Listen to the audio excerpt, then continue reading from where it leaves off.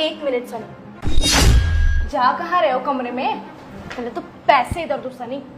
तुम्हारी पहली सैलरी है ना, किसको देने जा रहे हो? अपने बड़े भाई को? पहली सैलरी मिली है, ये लीजिए, आप रख लीजिए। अरे ये तो मुझे क्यों दे रहे हो? ये अपनी बीवी को दो ना। नहीं नहीं भाभी, आप रखिए ना।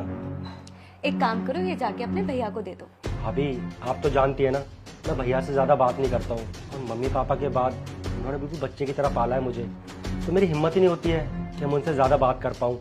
उनकी मैं बहुत रिस्पेक्ट करता हूँ, इसलिए उनसे ज़्यादा फेस नहीं कर पाता। इसलिए कह रहा हूँ, ये पैसे आप दे देना उनको और कहना कि मुझे पहली सैलरी मिली है। लीजिए ना भाभी।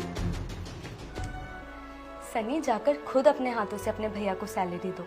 उन्हें कितनी खुशी होगी ना जब उन्हें पता चलेगा तुम्हारी पहली सैलरी आई है। मैं तुम्हारे लिए कुछ खाने के लिए लेके आती हूँ। ठीक है भाभी।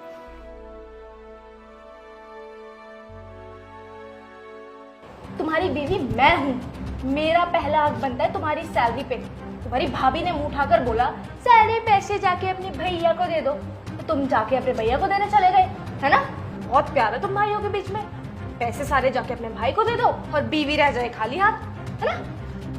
ये पैसे मुझे दो, इन पैसों पे घर के बड़ों का हक है।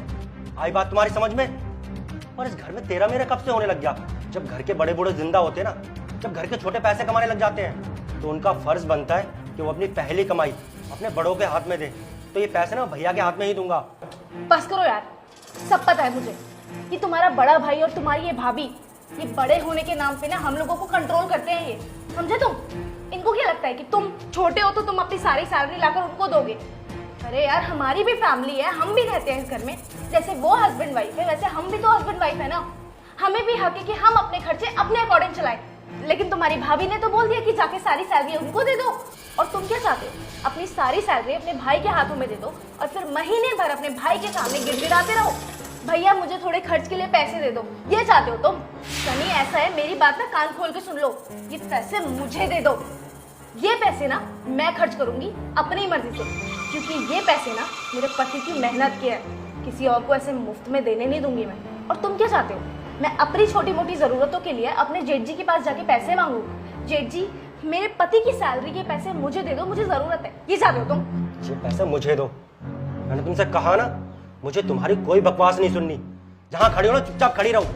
अगर ज्यादा और बकवास की ना, तो मुझसे बुरा कोई नहीं होगा। ये पैसे मैं भैया को ही दूंगा।